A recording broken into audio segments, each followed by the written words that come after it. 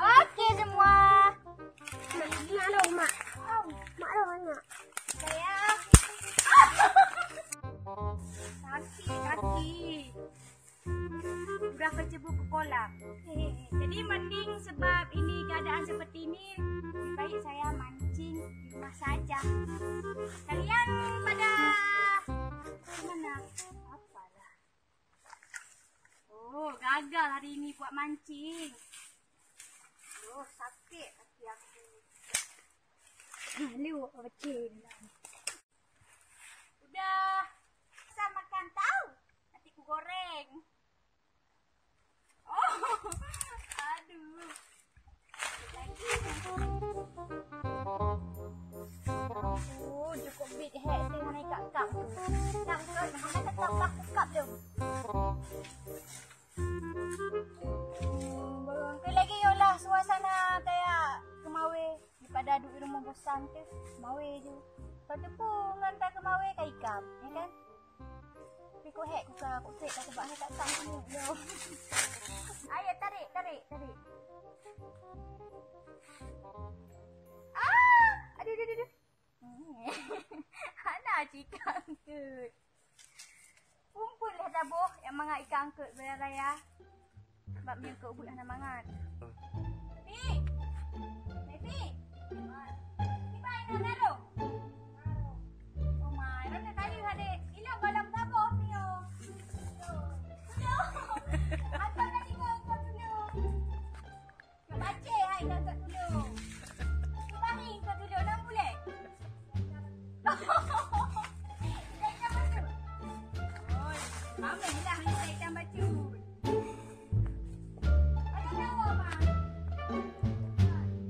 Baik hai kau. Okey, saya ada nak tak. Kita kami hidup, hidup dah buruk. Itulah tak hidup. Jom nak awak dia cepat dia baru kau tidur ni. Jangan naruh. Tak awak. Belum lagi. Sejak Kemawe ni, ikut Buruk nak sampai. Buruk sampai. dia budak sini. Okey. Kasih dong Kemawe. Hana di kakap. Satu baku kap terus. Ada betul dah. Pak betul kan? Pak betul. Betul ya, betul. Oh, ni apa nak rumah?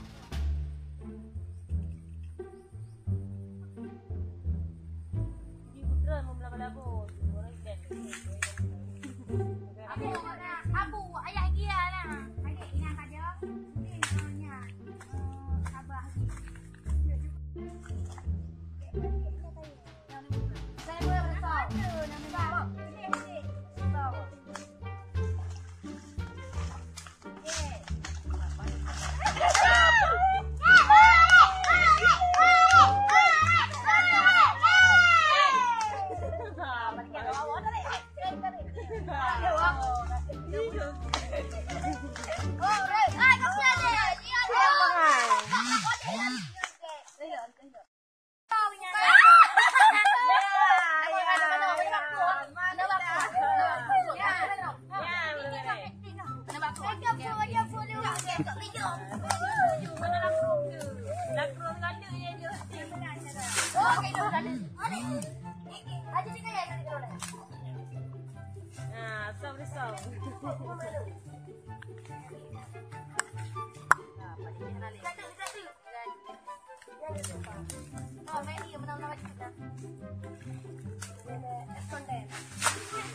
Siapa lagi korban